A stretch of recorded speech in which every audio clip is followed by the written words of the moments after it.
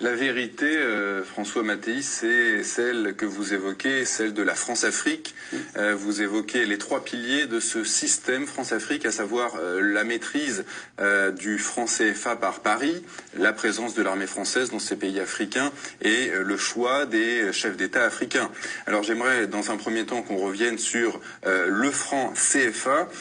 Comment expliquez-vous que les chiffres du franc CFA ne figurent pas dans les bilans publiés par la Banque de France? Je ne l'explique pas, en tout cas, si, il y a une explication peut-être. Il y a des chiffres qui figurent, qui ne sont pas les bons, parce qu'on ne fait figurer, par exemple, que ce qu'on considère comme visible, c'est-à-dire les comptes d'opération. Les comptes d'opération contiennent, à la Banque de France, ça s'appelle les comptes d'opération, ils contiennent le prélèvement que la France fait sur les exportations en dollars. Les exportations se font en dollars dans le monde, c'est la monnaie du commerce international. Donc, par exemple, le pétrole vendu par tel pays africain, un des 14 pays concernés, l'or, le cacao, le manganèse, l'huile de palme, les VA, sont payés en dollars par les acheteurs dans le monde entier. Ces dollars-là, jusqu'à 1974, je crois, 100% entraient en France. Donc on était exportateur de toutes ces matières-là, sans en être producteur. Et depuis ensuite, c'est passé à 65%.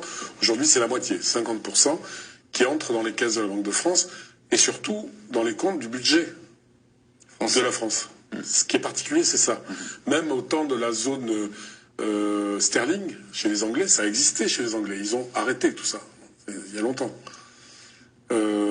Parce que c'est une ingérence dans la vie des pays, dans leur souveraineté.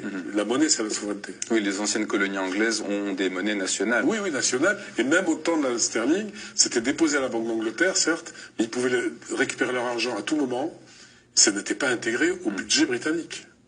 Et c'est ce que vous dites, François Mattei, il existe 17 milliards d'euros de devises retenues en France, alors que ces milliards devraient être gérés dans les banques centrales africaines. Absolument, et puis à la disposition, parce que ça représente, au regard du budget français, peut-être pas énormément, mais d'abord, c'est de l'argent qui est placé sur les marchés internationaux, avec donc la France a des revenus de cet argent-là, ensuite prétend prêter aux Africains.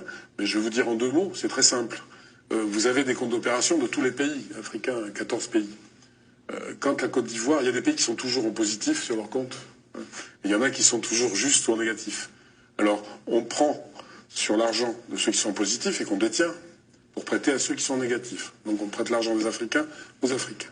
C'est ça l'aide au développement. Il faut le savoir, parce que les Français ont le sentiment d'être pillés par les Africains, et qu'on aide les Africains et qu'ils se débrouillent pas. On leur prête leur propre argent. Que ça soit clair, c'est la vérité.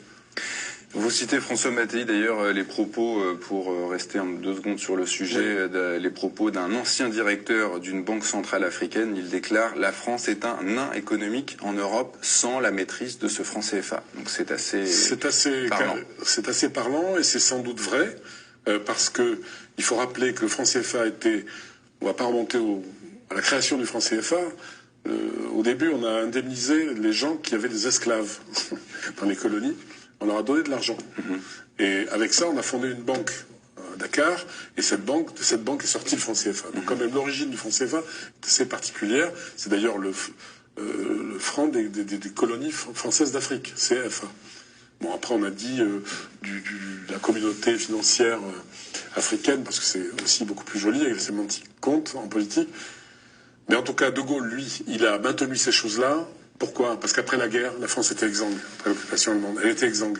Donc il s'est appuyé pendant la guerre et après la guerre sur l'Afrique. C'était ce qu'on avait de plus fort, avec des matières premières pas chères. Avec le franc CFA, vous avez pratiquement gratuite. Donc ça a été le fondement du redressement français. Il faut le savoir. Ça a participé au redressement français très fortement, très fortement. Donc si on le perd, avec tout ce que ça comporte. Je vais donner un exemple. Quand il y a un pays comme le Nigeria qui a une monnaie qui fluctue, il y a beaucoup de compagnies d'aviation qui s'en sont retirées parce que leurs dividendes avaient fondu. C'est-à-dire leurs bénéfices qui étaient au Nigeria se retrouvaient à zéro. La France a négocié. Eh bien, dans les pays du franc CFA, ça ne varie pas. C'est-à-dire que les entreprises françaises peuvent investir, savent qu'elles vont retrouver à terme leur argent. Donc c'est aussi une grande sécurité pour les groupes français pour travailler là-bas.